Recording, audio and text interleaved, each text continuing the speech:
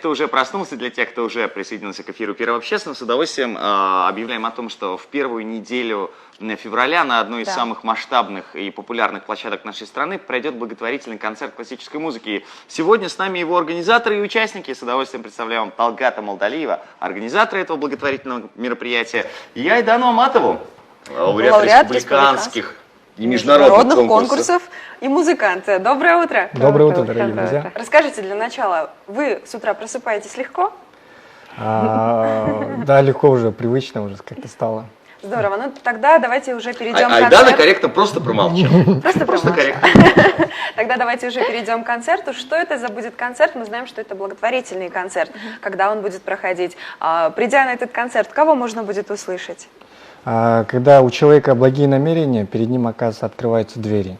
И мы хотели изначально, думали, провести этот благотворительный концерт, и нашу инициативу поддержали Аю Холдинг, также ведущий будет Асоль Молдахматова.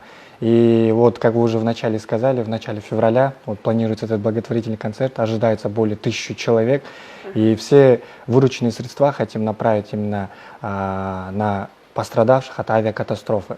И будет, в программе у нас будет Моцарт, Сен-Санса можете услышать. Также специально из Москвы прилетела наша прекрасная Айдана Аматова, где она уже, наверное, сама уже более подробно расскажет о программе. Из Москвы. Вы там учитесь сейчас? Да, или... я учусь в Москве. Я учусь у профессора Рябова Анатолия Яковлевича. Он заслуженный артист Кыргызской ССР.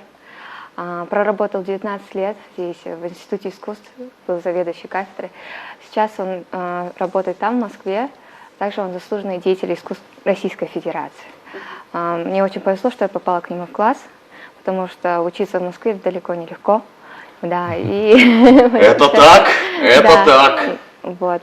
И я давно мечтала дать первый свой концерт в Кыргызстане в благотворительных целях.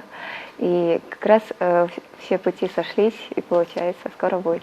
Айдана, вот прозвучали такие громкие и приятные, я думаю, каждому культурному человеку имена, как Моцарт, Камиль Сен-Санс. Скажите, вы будете, я так понимаю, не одна же на сцене? Да. Вам будет кто-то аккомпанировать? Да. Это будет 2 концерта Моцарта и Сен-Санса, в 2 отделениях прозвучат. Конечно, я буду играть с оркестром Джумахматова под управлением заслуженного деятеля, артиста Кыргызской Республики Рахата Усманалиева. Вот. И там будет как минимум 60 человек на сцене. Ух ты, то есть это будет очень масштабное такое мероприятие. Да. Скажите, а вот... Скажем так, почему именно Моцарт? Вот это связано с тем, что, скажем так, его музыка наиболее популярна, наиболее на слуху, или были у вас какие-то другие цели? Нет. При выборе этого композитора? Я когда выбираю музыку, выбираю ту, которая мне очень нравится, и ту, которую я сразу влюблюсь, я сразу беру и учу ее. И как бы все подготовилось так, что я услышала ее, полюбилась, сразу говорю, я хочу сыграть ее. И, в общем, концерт просто так получилось, что соединилось. Если говоря о концерте, то где можно будет приобрести билеты и сколько они будут стоить? Билеты можно приобрести в сети кофеин Сера, также в кассах филармонии. Они стоят 300 сомов, неважно от мест, так как это благотворительный концерт. И уже больше половины уже люди уже приобрели, и нам это очень приятно. То есть, я так думаю, стоит посоветовать, порекомендовать нашим телезрителям торопиться, учитывая, что, скажем так, стоимость довольно-таки невысока, и учитывая демократичность рассадки, то есть, что вы не будете дифференцировать людей по балкон, партер. Так что торопитесь, дорогие друзья, потому что действительно Моцарт, Сен-Санс — это потрясающий композитор, это действительно великая музыка, и уверен, что Айдану действительно под руководством такого замечательного педагога тоже уже свои исполнительские способности довела до буквально мастерства, так что рекомендуем категорически.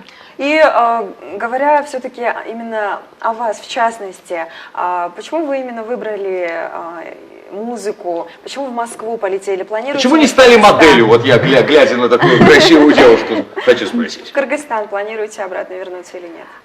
Да, изначально я вообще не осознавала с детства, я занималась музыкой с 5 лет. И участвовала всегда на конкурсах, концертах, было множество, но я тогда не понимала, что это мое. Я это осознала только когда училась в УЦА, и после первого курса я оставила УЦА и решила уехать в Москву. потому что в тот момент я участвовала в международных конкурсах и улетела тогда в Россию, и в тот момент я осознала, что музыка это мое.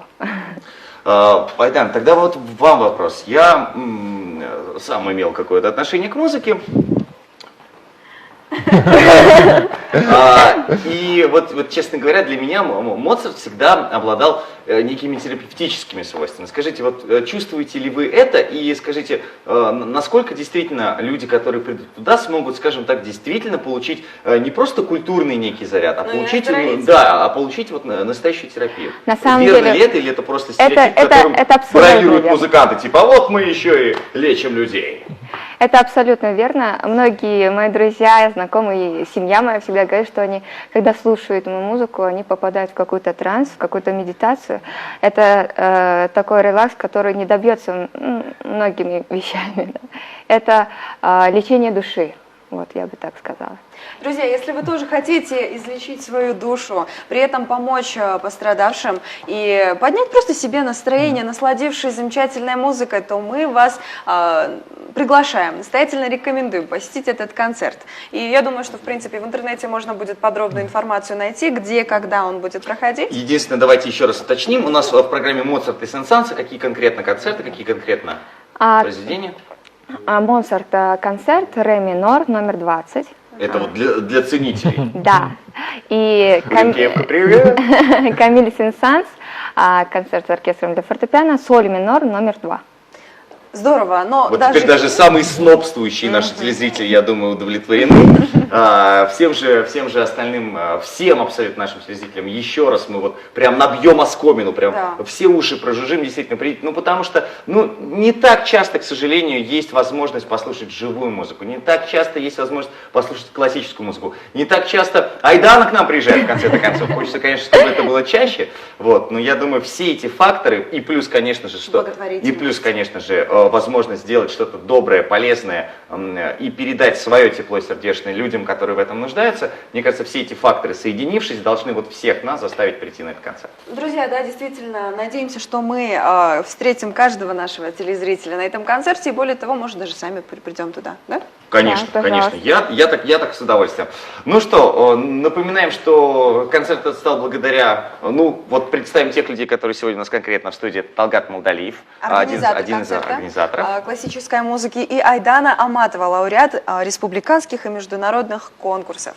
Спасибо вам огромное, что в первую очередь занимаетесь благим и добрым делом, за то, что вы вводите приятные за то, что не ушли в модельный бизнес, а остались в музыке. Да, действительно, спасибо огромное за то, что также действительно с утра пришли к нам в эфир. Ну а мы напоминаем, что скоро будет концерт. Скоро будет концерт. Вот так вот я бы, и подытожил. Были замечательные люди у нас в гостях, еще немало будет интересного в эфире Первого общественного, в эфире студии «Замана», так что оставайтесь с нами. Сразу же вопрос тебе,